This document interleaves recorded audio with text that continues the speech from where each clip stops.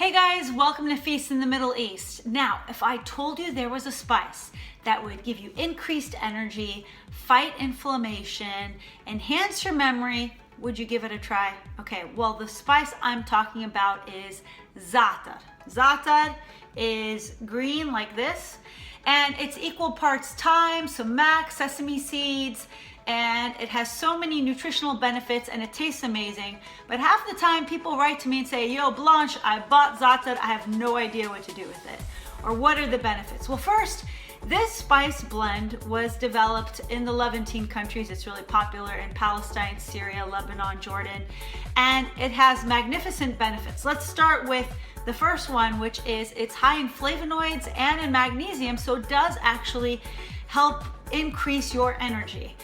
It also helps fight inflammation, and I can't tell you how many people in my family live well into their 90s while subsisting on this stuff every single day for breakfast. It boosts cognition. So in the Middle East, students eat Za'Atar before taking final exams so that they're mentally sharp. High concentration of iron and calcium. And so it's almost as good as taking a calcium multivitamin, so it's great for your bones. Now, as for what to do with it, you could sprinkle it on anything. You could use it as a dry rub for meats. You could mix it up in your salad dressing. You could sprinkle it on cheese as an appetizer. I'm going to give you three major ideas. First, in the Middle East, we usually eat it like this. Za'Atar, so olive oil and Za'Atar. And I'm thinking that they intuitively knew that you can boost iron absorption by eating fat or any kind of mineral absorption. So the olive oil is the fat, so extra virgin, really good quality, fruity olive oil, and Za'Atar. And you learn the art of the ghammes. So you take the ghammes means to dip. So you take the pita bread, you dip it inside the olive oil, and then you dip it inside the Za'Atar, coat it, and boom, you have Za'Atar, which means olive oil and Za'Atar. And this is very popular for breakfast. So if you're in the Middle East and they serve you this for breakfast, you know exactly how to eat it. Don't be afraid to use your hands. Dip it in the olive oil, then dip it in the Za'Atar.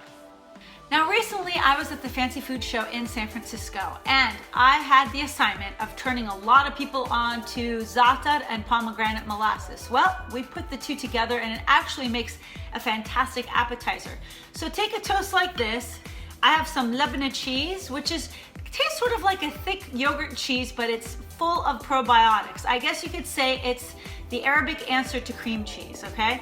So, got some cream cheese, and we have some pomegranate molasses, which if you've been watching this show, you know how crazy I am about this pomegranate molasses. And this is also full of antioxidants, right?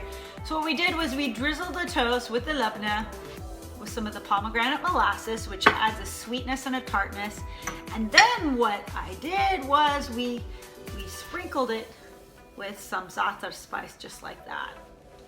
I know this sounds really crazy, but it works. It's a combination of tangy, creamy, zesty, nutty from the sesame seeds, and of course sweet and sour notes from the pomegranate molasses. Oh.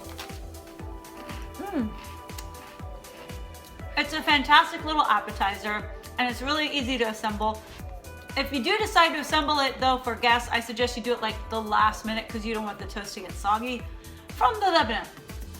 So what I'm going to do now is demonstrate to you how we use Za'Atar for breakfast. So in the Middle East, we put Za'Atar on our egg. What I'm going to do is go to my kitchen and show you really quickly how I make my Za'Atar scrambled eggs. We need a little bit of olive oil, and the olive oil is actually going to flavor the egg. So while a lot of people might freak out about olive oil, once you taste it with eggs and you get used to the flavor, you won't want to have it any other way.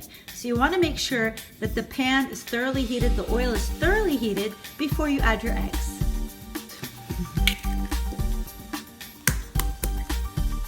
Two eggs. And you want to minimally stir these eggs. So you don't want to break the yolk apart too much. Just very gently stir the eggs around, breaking up the yolks. And what I'm going to add is some cheese. Now the cheese varies. I grew up either eating fresh farmer's cheese on the eggs or feta or goat cheese. I'm gonna go with goat cheese right now because that's what I've got. By all means, use the cheese that you like the most. So we're gonna just crumble some of the cheese over the eggs, like that. And stir it around just a little bit more until the eggs are, you see, I'm just being gentle. Here we go. Now these are done.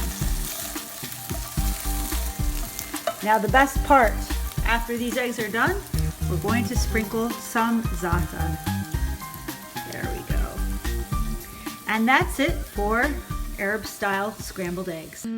I can't think of a better way to start my morning than with my za'atar scrambled eggs that have the creamy cheese in there and the zesty za'atar.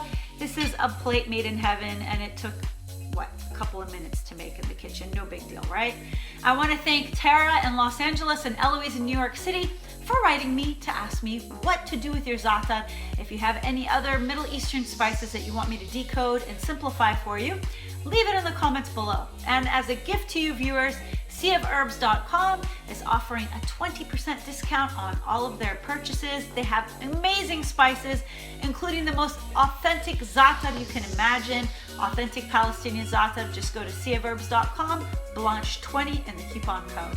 And I do have a recipe coming up that is phenomenal, a phenomenal way to use za'atar, and that's coming down the pike very soon. So make sure you're subscribed so that you get all my recipes as soon as I upload them.